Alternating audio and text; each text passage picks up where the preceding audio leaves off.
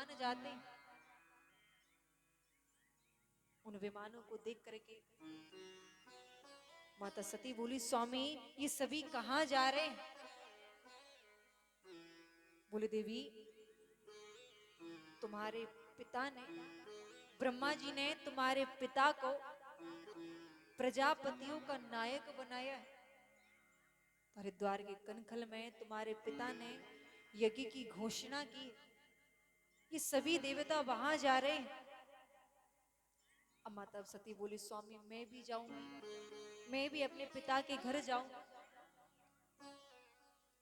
भोले बाबा बोले, देखो देवी, 3 जगह जाने से कभी दोष नहीं लगता। एक माता पिता के यहाँ, एक गुरु के यहाँ, एक मित्र के यहाँ कभी जाने से दोष नहीं लगता। पर यदि जानबूझ करके ना बुलाया जाए उस स्थान पर कदापि हमें जाना नहीं चाहिए।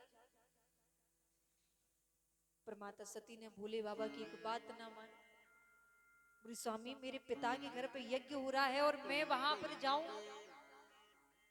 अभी जो भोले बाबा की कथा और माता सती का चरित्र है, इस कथा के द्वारा, हर एक शब्द के द्वारा हमें जीवन का कुछ न कुछ अनुभव प्राप्त होता है।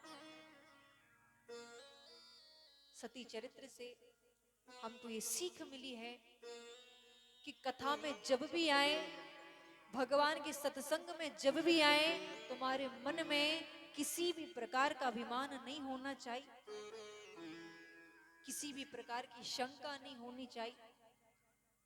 क्योंकि भगवान कहते हैं, निर्मल मन जन सो मोहि पावा, मोह कपट छल छित्र ना भावा। जब मन शुद्ध होगा, आत्मा पवित्र होगी, उसके बाद ही हमारे हृदय में परमात्मा की कथा विराजेगी।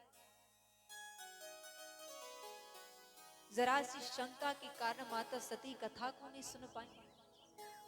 और शंका का कारण क्या था कि अगस्त ऋषि ने जब भोले बाबा को आते हुए देखा तो स्थान से खड़े होकर के सम्मान देकर के प्रणाम करने लगे। उसी सम्मान को देख करके, प्रणाम को देख करके शंका आई कि क्या कथा सुनाई। तो मन में शास्त्रों के अनुसार, भगवान के अनुसार, परमात्मा के अनुसार मन में कभी भी किसी भी प्रकार की शंका नहीं आनी चाहिए। क्योंकि यदि भगवान के पहले किसी भी प्रकार की शंका आ गई तो भगवान को आने में संकोच लगता है। देवी, 3 स्थानों पर जाने से कभी दोष नहीं लगता। माता पिता के यहाँ, गुरु के यहाँ, मित्र के यहाँ, यदि जानबूझ करके ना बुलाया जाए उस स्थान पर हमें कभी भी जाना नहीं चाहिए। पर माता सती ने भोले बाबा की एक बात ना मानी। यज्ञ में पहुंची तो सादर भले मिली एक माता, भगनी मिली बहुत मुस्काता। माता सती की मैया जब मिली तो हृदय से लगा ली। पूछने लगी, पिताजी ने निमंत्रण नहीं दिया, तुम फिर भी चली आई। लेकिन भगनी मिली बहुत मुस्काता। बहने माता सती का उपहास करने लगी।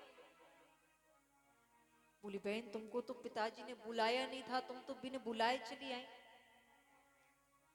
तुमको तो पिताजी ने बुलाया नहीं, तुम तो बिन बुलाए चली आई।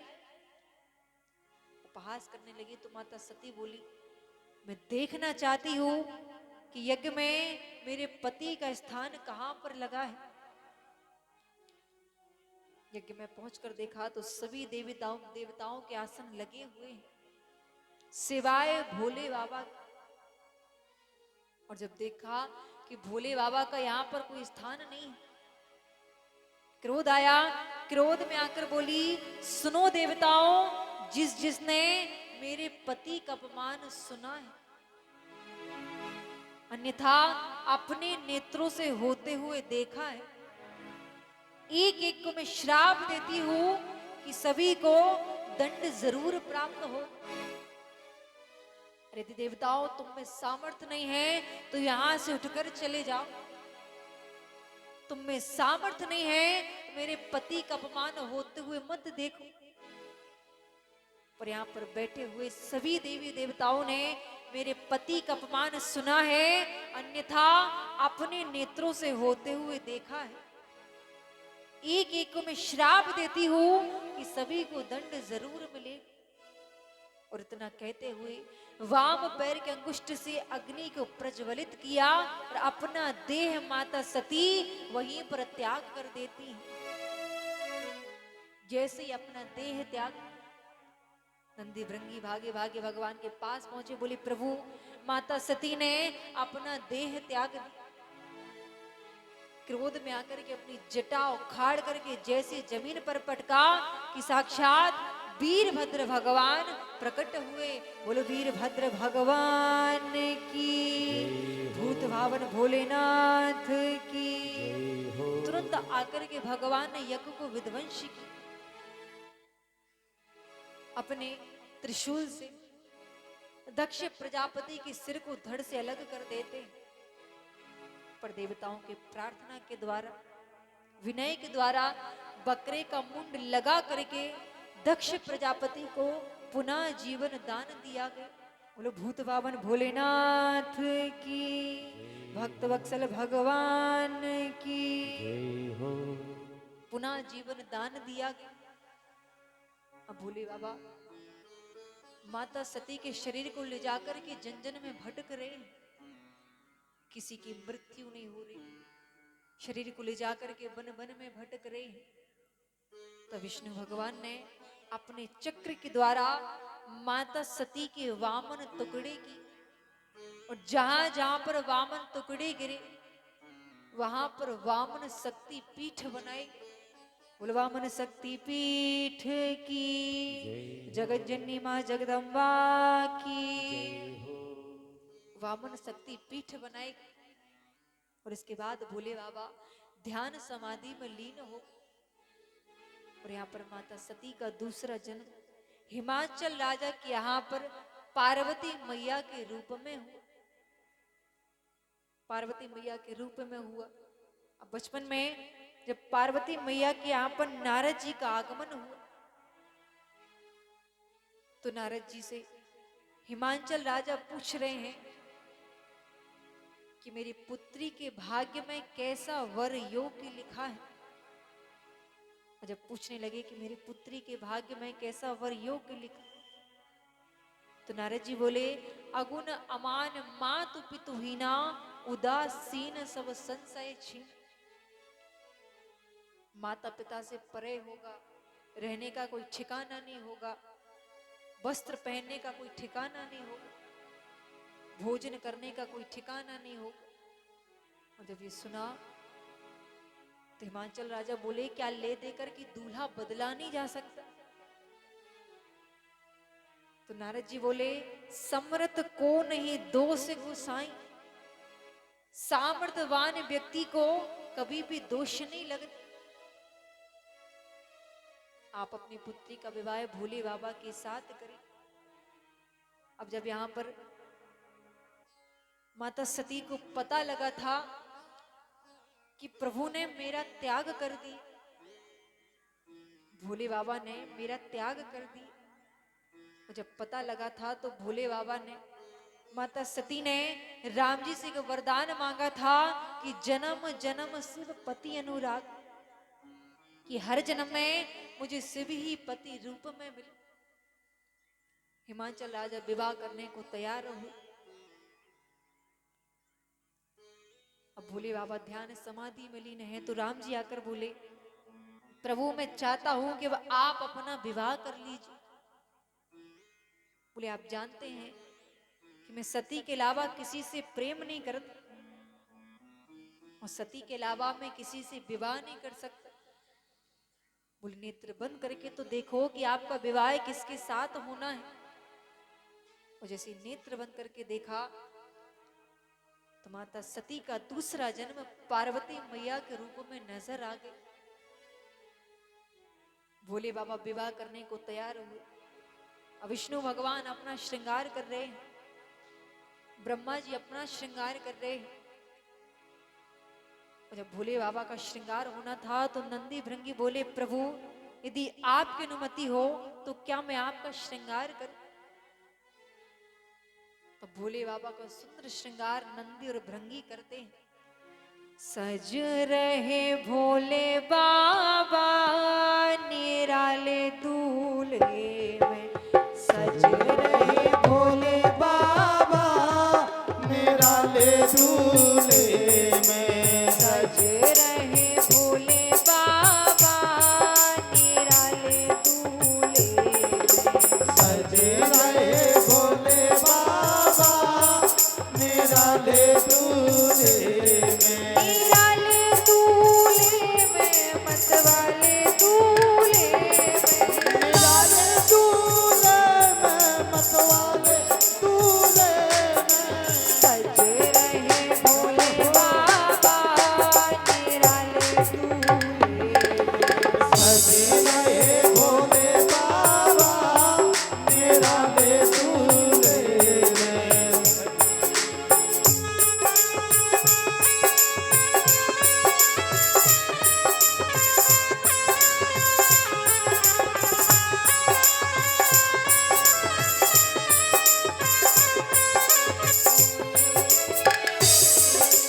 देखो भोले बाबा की अजब बारात, ओ देखो भोले बाबा की अजब बारात। शिव भोले जी दिगंबर हो बैल पे सवार, शिव भोले जी दिवंगर हो बेल पे सवार। ओ सज रहे भोले बाबा निराले दूल्हे, ओ सज रहे भोले बाबा निराले दूल्हे में, सज रहे भोले बाबा निराले दूल्हे में।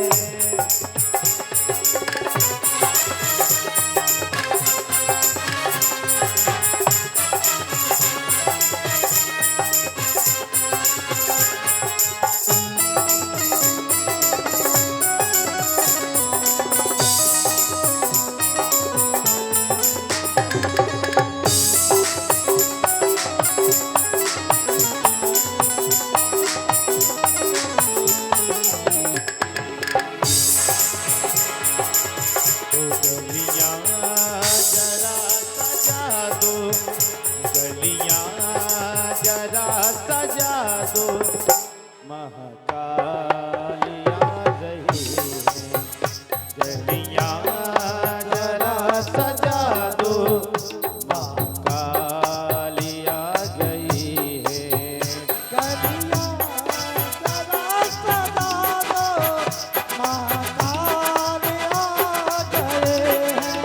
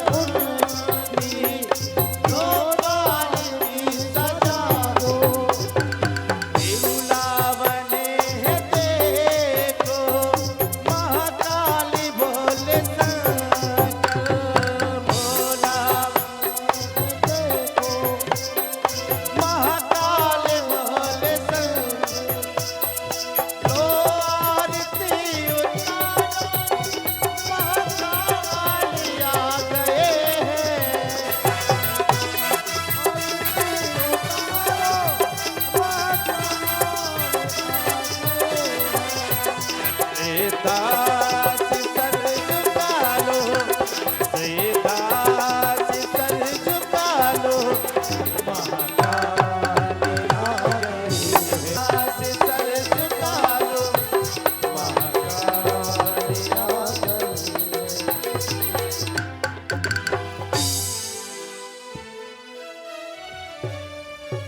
आइए हम सभी मिलकर के भोले बाबा और मां पार्वती की जयमाला के हम सभी दर्शन करेंगे। कैलाश निवासी शिव शंकर को पहनाओ जयमाला, पहनाओ जयमाला। कैलाश निवासी शिव शंकर को पहनाओ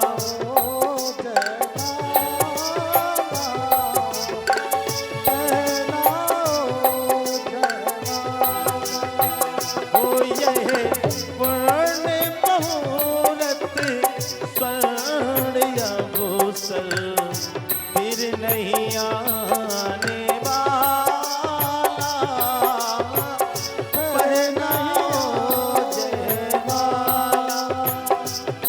और हमारे भोलेनाथ और माता पार्वती जैसे ही एक दूसरे को वरमाला पहनाएंगे, सभी लोग जोरदार तालियां बजाएंगे।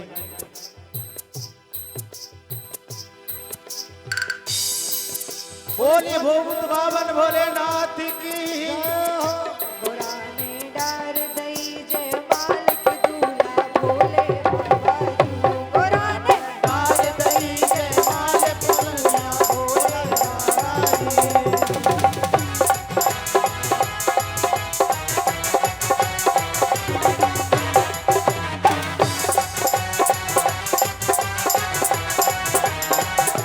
गोराने डार दई जयमाल, ओ गोराने डार दई जयमाल दूल्हा भोला शंकर जो।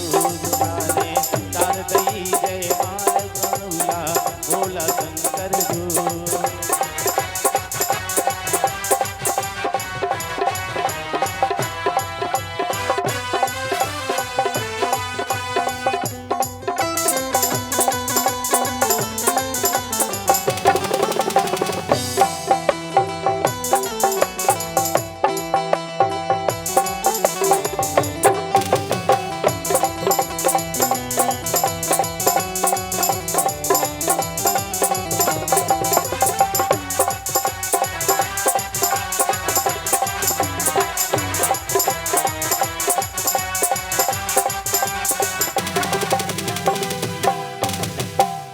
और हमारे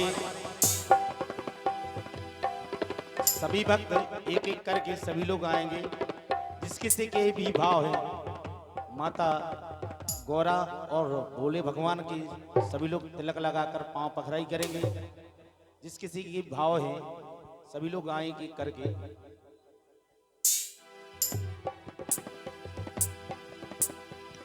कि गोरा ने डार दई जयमाल के भूला भोला शंकर जी।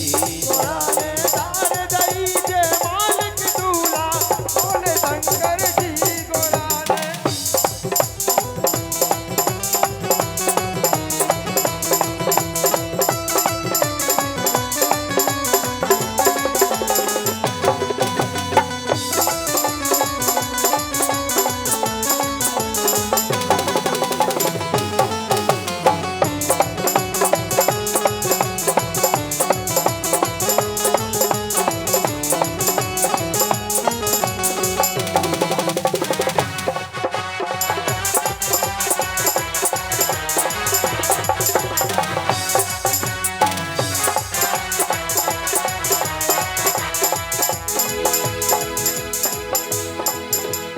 हरी बांस मंडप छाए, गौरा जी को से ब्याहने आए। हरे बांस मंडप छाए, गौरा जी का ब्याहने आए। हरी बांस मंडप छाए, गौरा जी को से बेब्याहने आए। हरे बास मंडप छाए गौरा जी का शिव ब्याहन आए। जब गौरा जी की लिखत लगुनिया, जब गौरा जी की लिखत लगुनिया, लिखत लगुनिया, लिखत लगुनिया, लिखत लगुनिया, लिखत लगुनिया। ब्रह्मा पंडित बने आए गौरा जी को से ब्याहने आए। हरे बास मंडप छाए गौरा जी का शिव ब्याहन आए।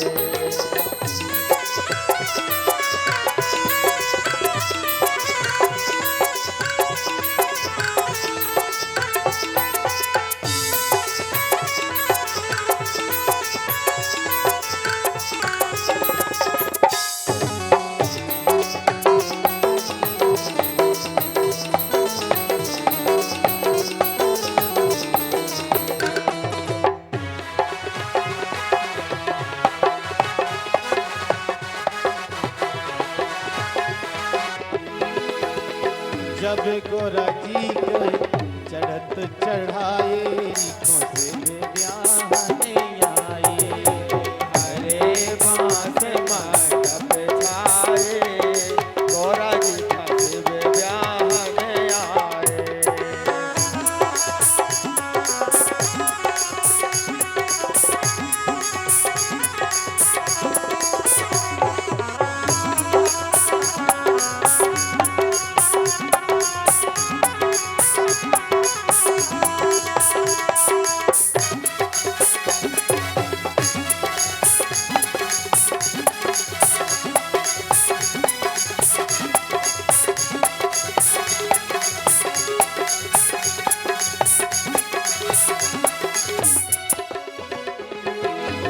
जब गौरा जी के होते हैं टीका, जब गौरा जी के होते हैं टीका, जब गौरा जी के होते हैं टीका, जब गौरा जी के होते हैं टीका।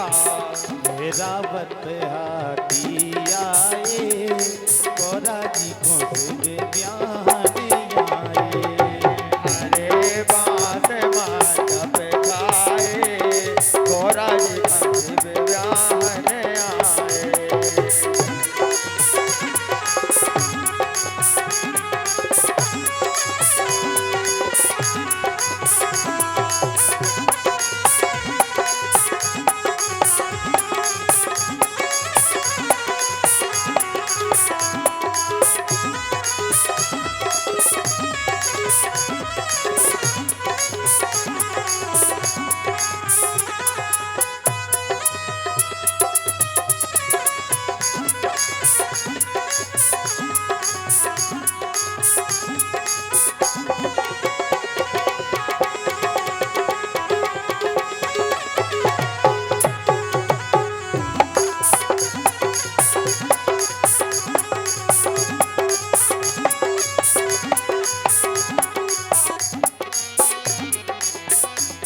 और देखिए जिस किसी की विवाह है जल्दी करें और एक एक करके आते जाएं, ज़्यादा भीड़ भीड़ भी नहीं लगाएं।